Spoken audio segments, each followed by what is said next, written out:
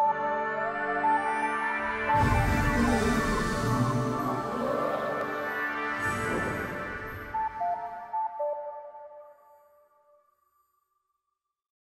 morning, good afternoon, and good evening, ladies and gentlemen. Welcome to the pilot episode of Crowns and Crows, a Crowfall podcast. I am joined via the interwebs, my co-host, Valor.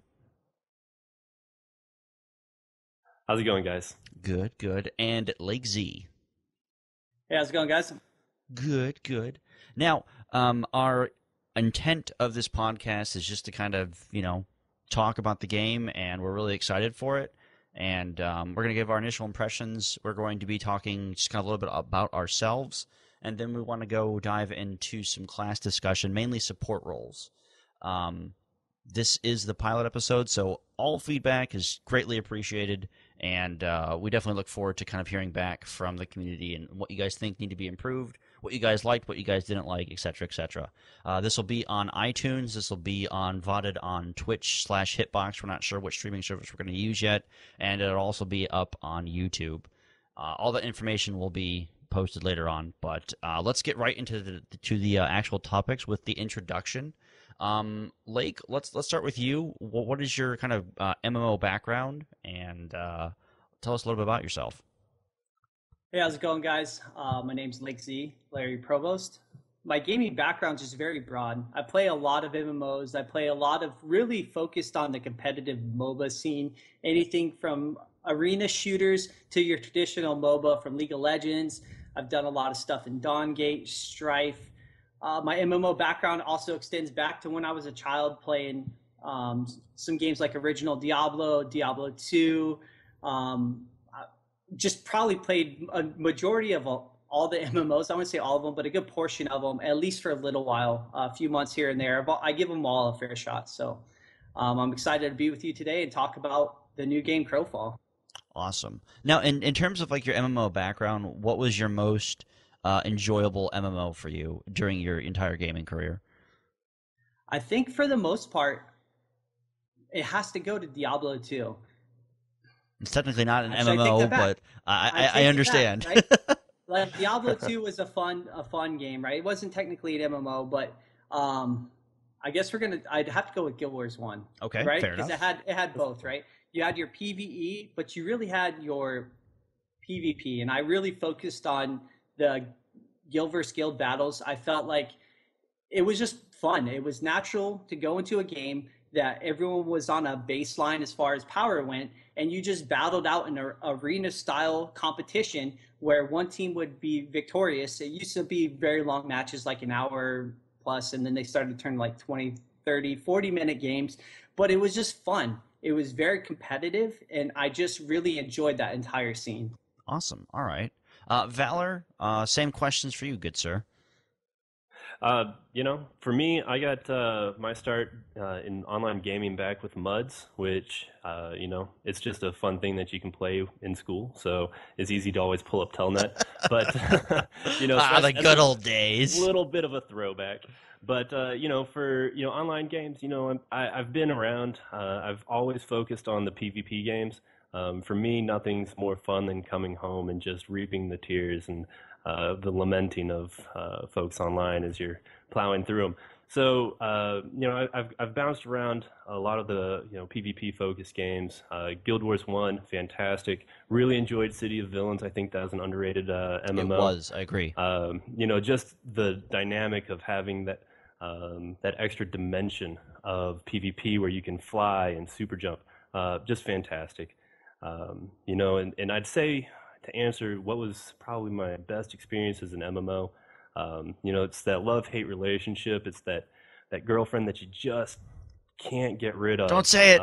And no. It's Darkfall. Okay. I thought you were going to say the other one. No. Darkfall Online was one of those games where, there's so much excitement built up over 8 years for, and, to bring it all down into a single element, the day they launched, their store crashed, and so nobody could buy the game for 24 hours. That's right. So, That's right. that is just, if you want to explain how Darkfall went, that was about it. But fantastic PvP game, and we have a lot of the community showing up here in Crowfall, Mm-hmm. which has a lot of people excited. Yeah. So I'm eager. Yeah. I'm Awesome. very. Yeah, it's interesting to see the excitement level for a game that has zero gameplay footage and just images, which is hilarious to me. But I mean, it's backed by some really cool developers, and they seem to know what the generation wants right now. But hi, I'm Bazeleel. I'm going to be your kind of moderator for the actual podcast. You get to not listen to my ugly voice all the time, even though I like to talk. My gaming background is actually mostly in FPS games. My MMO experience kind of started off with Ultima Online, moved into EverQuest, World of Warcraft, and I played that for way too long, just way too long. My most memorable experiences were probably in WoW. I was part of some of the top North American guilds in WoW at the time for Vanilla and Burning Crusade, so I got a lot of world first and that kind of stuff, and that was a lot of fun to me during my time when I had thousands of hours of free time, no responsibilities and everything. So I really enjoy raiding, and then I got into competitive PvP. And I've been pretty much doing that kind of ever since in terms of MMOs. I'm a huge PvP crazy person. So WildStar kind of filled that a little bit for me, and then it just really tapered off, and I was really disappointed. So if Crowfall can deliver, it's going to be a really cool game. So now that we have the introductions out of the way, the first impressions I think are really important when it comes to Crowfall. And the reason I say this is because when we have certain abilities like social media and developer interaction with kind of combined with our community focus and driven kind of community that we have, do we think that first impressions are still valid when it comes to MMOs? Because there's just so many thrown out there. Valor, I'm gonna give the first answer to you. Yeah, I think that first impressions are important. What we tend to find is that games they'll announce their plan, their project, what they want to do with their funding, and a lot of times what that'll do is it'll draw in a very particular set of people, and that group of people will provide their feedback, and they will actually kind of drive the direction of the game.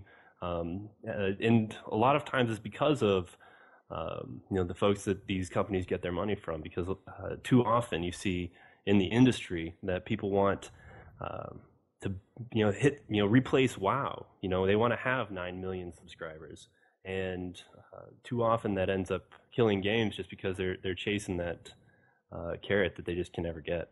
I completely agree. Lakez, go ahead, man. So overall, first impressions just mean everything.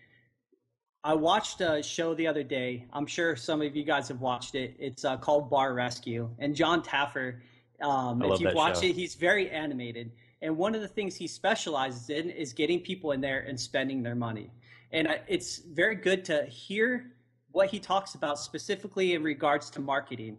And the first impression meaning everything. Someone walks into a bar, the first 30 seconds, they're going to know whether they like this thing or they don't like this thing. Right.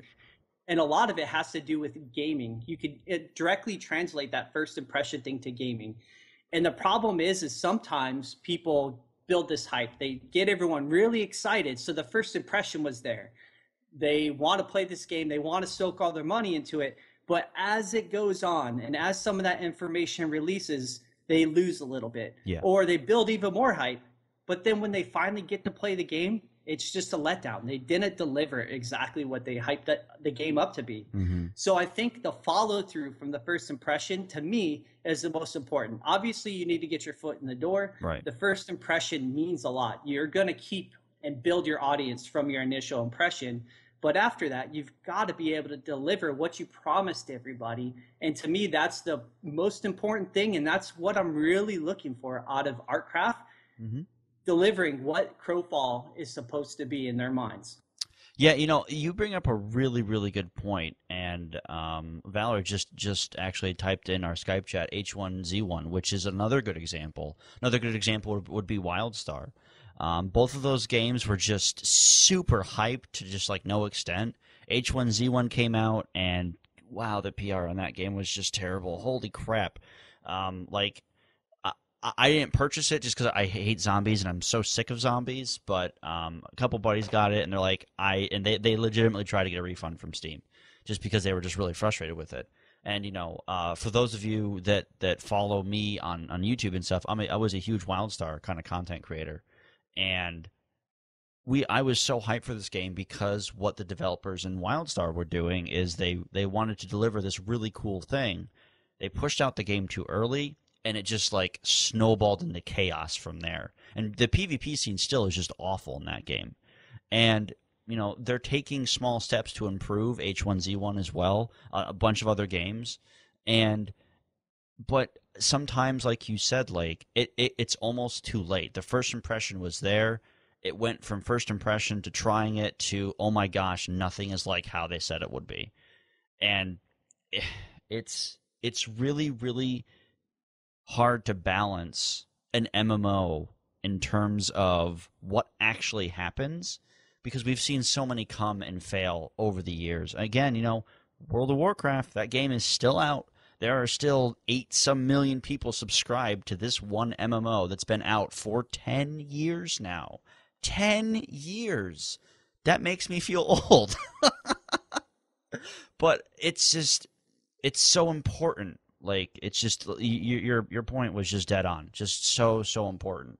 So with that, Lake, what was your impression of Crowfall as it stands now? Now, right now, as of 2/17/2015, we have no gameplay footage.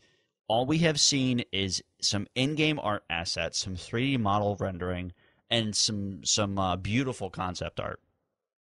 And I mean, so kind of take our first impressions with a grain of salt, because we can't be like, I saw someone that did a review on YouTube for Crowfall, and I'm like, review on what? So, Lake, what was your initial impression when you first heard about this game? So I think in order to figure out what the future may be like for Crowfall, you really have to look at the past and who's involved in this game. And that was my first direction. When I seen this game and I heard about the launch, heard about it, right? The initial thing was the play to crush. Everyone went on. We got to see who was behind building this game up. Mm-hmm. And you just got to see that it was Todd and Gordon. And you're like, okay, they have a very good background. Yes. They have some great experience. The team behind them has the experience to deliver. But you weren't buying into it just yet. At least I wasn't. Exactly. As the game started to build up a little bit, we got a little bit more information, and they started to trickle it out just perfect. And I think someone from LOTD said it best. It's like they're good fishermen. They threw out the good lure. They threw just enough to where you'd bite, right? Mm-hmm. They'd catch you, and then they'd catch your friend, because the next week they would release a little bit more, and they'd catch that person. So overall, they released the information. They built the hype up. Mm-hmm. They've promised a lot, but what really, aside from the art and the actual, I guess, screenshots that we've seen, is the dedication I've seen from the crew on the forums. Yeah. And the fact that they were openly admitting some of the mistakes that they've made in their other games. And you just got to see some of the forum posts of the passion that Todd and Gordon and Tully and everyone else is shown in this game. And it's very easy, as someone that's played games for as long as we all have, right? It's easy for us to jump behind and support somebody that shows that much passion. Yeah. Well, no, I completely agree. Completely agree. At that point, we've got the passion, we've got the drive, but we've got to take a look at can they deliver? So you can't be too jump into the hype. Let me rephrase that. So the hype for the game is absolutely real. I'm part of the hype. I love the game. I love the concept. I love everything that happened with it. But it really does take someone with a little bit of self-control to jump back and just be a little more cautiously optimistic about the game. And I think that term has been tossed out there quite a bit in regards to this game and the development process. I am absolutely optimistic that this game is going to be able to deliver exactly what they want. And then the ideas of the game haven't even been put out on the table, so they may deliver above and beyond, or their concepts may be above and beyond. But I really like the fact that they're taking what doesn't work in certain MMOs, and they've come up with some sort of solution or an attempt or concept to try to make the game in the MMO genre a little better. Because right now it seems a little stale. Like Valor said earlier, everyone's trying to chase that dream of WoW. Yeah. So you see a lot of the games become those theme park copies of what WoW currently is, with a little better graphics. Yeah. In this game right here,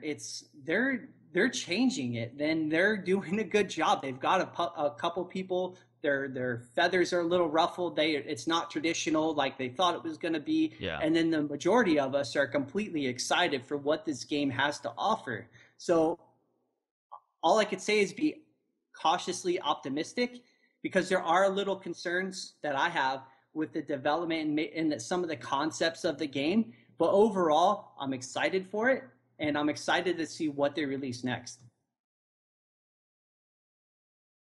Valor, go ahead. The for me, like, what I'd say when I first saw any information on this game was actually their 113 siege concept.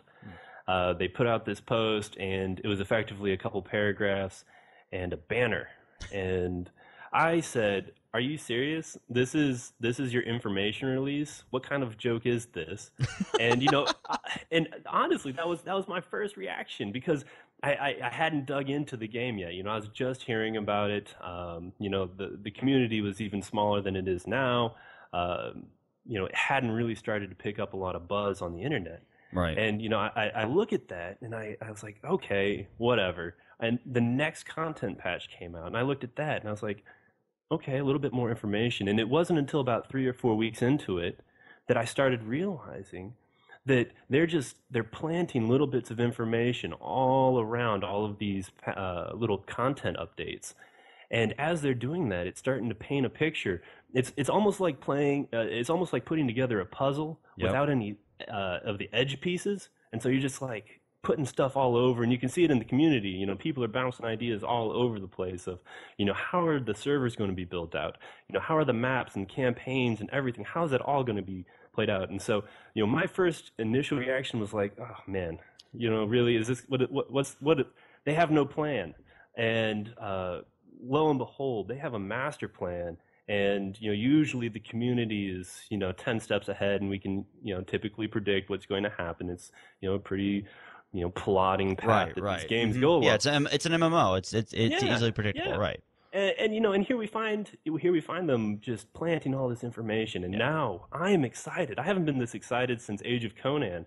And that was such a letdown. I won't get started on that game, because it turns out they were outright lying. But this is that level of excitement where we're seeing old gaming communities pulling back together, and names that we haven't really seen in anything recent in the past 6 years. Right. And when you have that is where that they have something right. Can they follow through?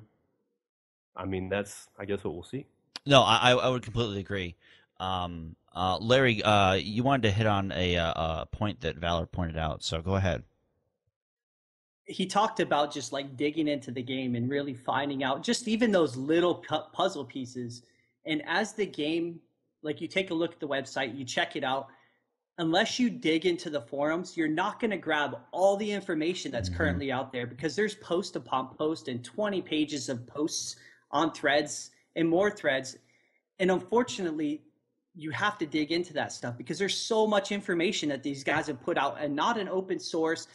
They have their frequently asked questions. That's where you find a lot of the general ideas, but they really start to break down a little bit more inside the forum. So as dedicated people into Crowfall, we're buying into the hype. I am reading those 20 pages of over and over again in every thread out there to see.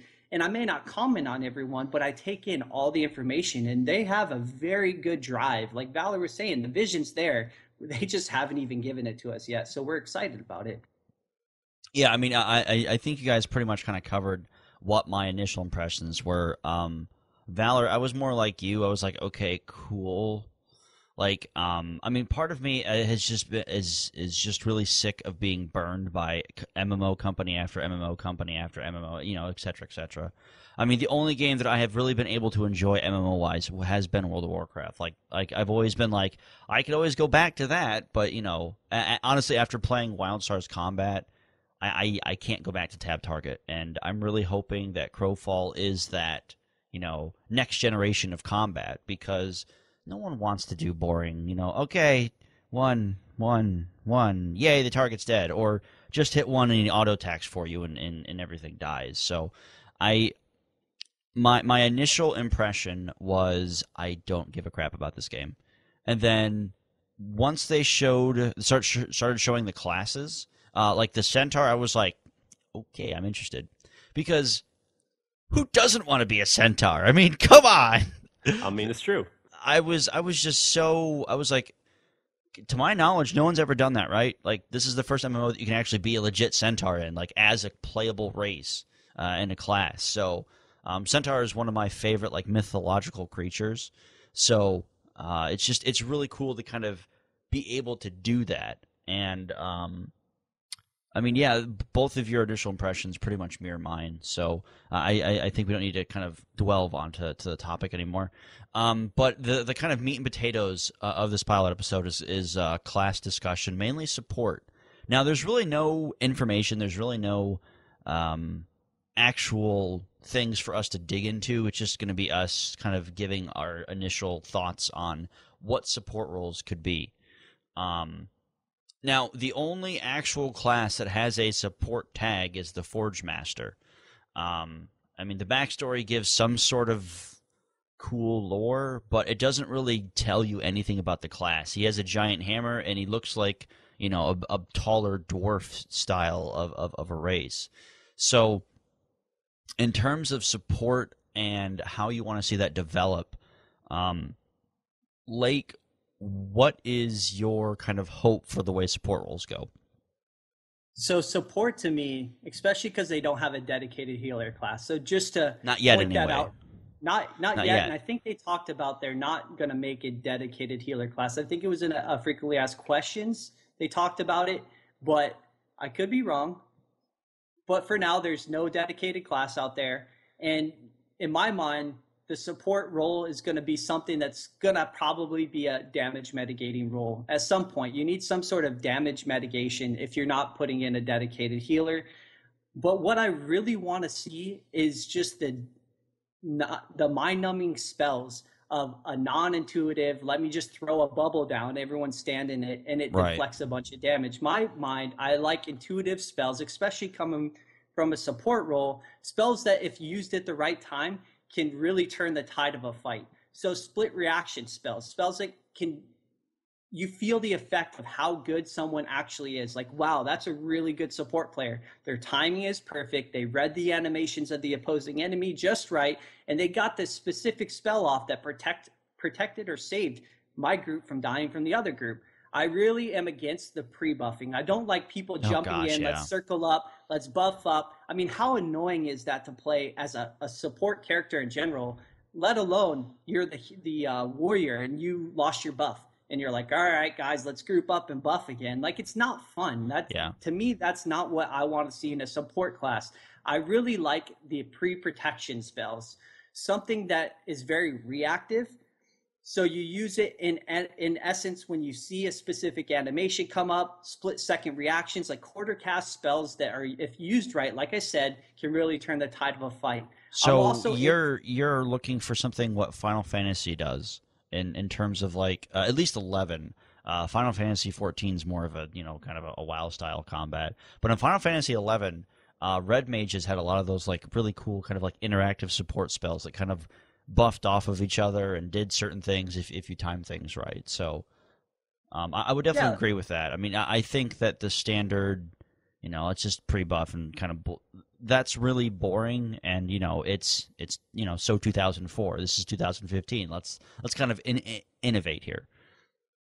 And I also have a theory, especially because they put out the idea, they talked about it today, the voxels and the terrain and everything else. So I really feel like the classes themselves can actually take advantage of that concept and be able to have game mechanics, because it's going to be a physics-based mechanic, right? Right. So if you're blocked by a tree, the archer can't hit you, this and that, right? So to me, that's a very in-depth mechanic to begin with. And then when they go with maybe a more non-tab targeting, so you're going to have to use maybe an action bar or some kind of cursor to use your skills, that's very in-depth combat to begin with. And I think to add complexity to it and to use that physics and the voxels, you could even do things like the support class. He has a hammer. Maybe he hits the ground so hard he raises the ground up just a little bit to protect you from projectiles coming from a specific area. That'd be like pretty cool. Like being able to use what's around you. Mm-hmm. Really, to me, they can open the door. The mechanics of this game can really get in depth. The last thing I really hate to see is supports that can just, they have to rely on other players to be successful. Right. I like supports that can be able to kind of support and handle themselves. In my mind, I really like someone, especially because this guy's got a hammer. You think of it, you really want him to kind of maybe be in the front line and be able to buff your frontline carries, whether it's damage, whether it's a little bit of defense, but maybe they take away that single target or AoE damage and they give him more of a protection style base, but he could still do damage. Like, no one wants somebody that just sits in the back and doesn't do anything, and if someone gets on them or some kind of assassin, they just die because they don't have the ability to do anything themselves. Right. So I really feel like Crowfall's not going to go in that direction, but at the same time, that's just something I really want to see out of a support class, is someone that's just able to handle themselves if need be, instead of just getting YOLO-doloed by somebody running down the street. Yeah, no, that totally makes sense. Go ahead, Valor. Yeah, what I was going to say is, I mean, we look at it, and the Forge Master, as you touched on, is the only archetype so far that has been tabbed as a support role. Yet they have the highest starting strength attribute. Yeah. As well as I believe another class. But they're matched for the highest starting strength attribute. So there's damage there. So I think, Lake, that you're really hitting on something when we say that these classes will be able to handle themselves. So quick correction: yeah. Legionnaire has 4, Forge Master has 3. So second highest, tied with the Templar. I think Forge Master has 4. Yeah. Oh, okay. Yeah, I'm stupid. but it's such an interesting concept that they've released I believe 7 archetypes, and they have room for 12 on their website. So maybe they will, maybe they won't. But they've released 7 of them, so we're over halfway there. And of those 7, the support class is matched currently with strength. Now, attributes, as they say in their asterisks, could change, and people will build their classes how they want. But I just find that very intriguing. Well, another thing that I found really interesting is the assassin, which I love being the assassin character. I love being the rogue. I love being the stalker. That kind of stuff. So it will be interesting to see if the assassin also allows some sort of support role where it's just constantly debuffing and constantly bleeding the target or something to that effect. Because in the archetype kind of page, it says specialist. That's all it says, and it has like a little, a little raccoon thief mask. So to me, that tells me it's going to probably be a stealth class, which is fine. Stealth classes are not broken. Calm down. And then it's going to be some sort of maybe battle control style character, which, I don't know, maybe, allows the tank to do something more or something. Like, it's really hard to kind of pinpoint how certain, like, what they actually mean by the roles, because, I mean, obviously tank is tank. I mean, that's pretty straightforward. Specialist, that could mean, like, so many specialists in stuff. I mean, yeah.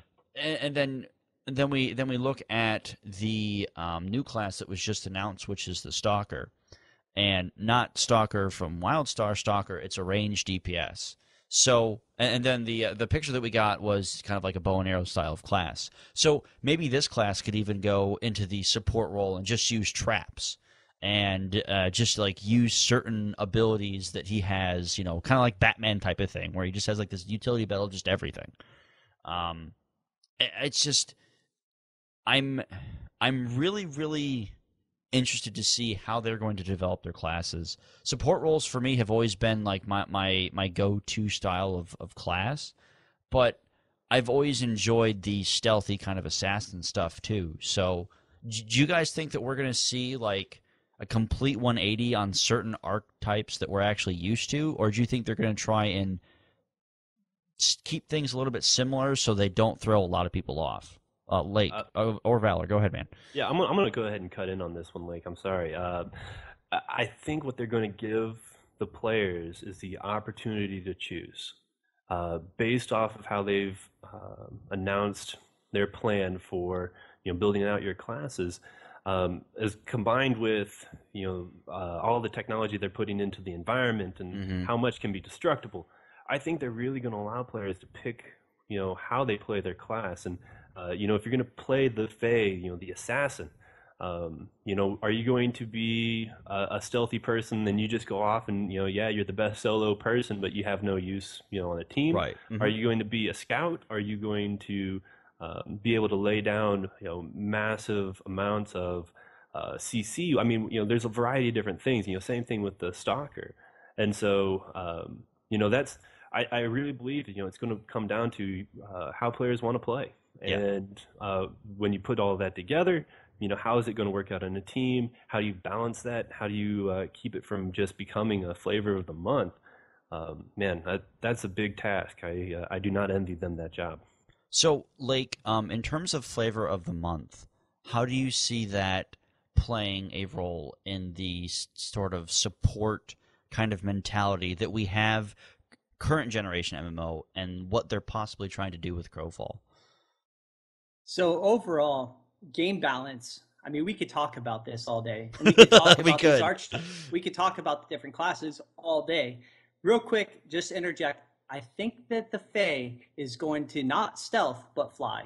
I think it's going to be one of the classes that you can see from afar. You can see it come in, but you don't have the ability to get to it unless you're a ranged DPS, and then you can shoot it.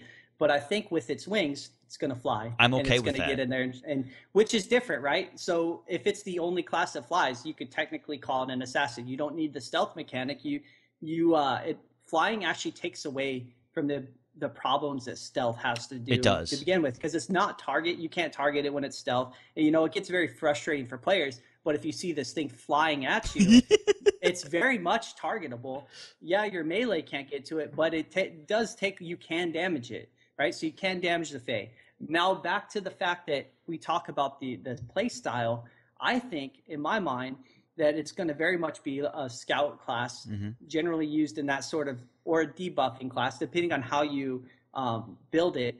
But I think it's going to have more intuitive block mechanics to kind of buff its ability to kind of be in more of a melee form. So more of a, you activate this spell for the next 6 seconds, you block incoming projectiles by 50% or something. I'm not saying that's what you should do. What I'm saying is an intuitive spell or something that you can use at the right time when you're being focused to help you survive a little better. I don't think they should be naturally tanky, especially if they're built or they're designed to be a lot of single target burst damage. It shouldn't be tanky at the same time of being able to get in there, burst somebody out, not really die, and then fly back up or do whatever they want.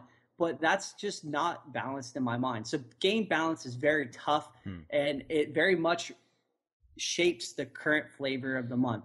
So you talked about the stale. I think you mentioned the stale things that have to do with MMO and the flavor of the month, and overall just PvP in general. They do kind of go into a flavor of the month, things not being balanced perfectly. So certain things are just going to be used all the time. It's just the fact or the way it is.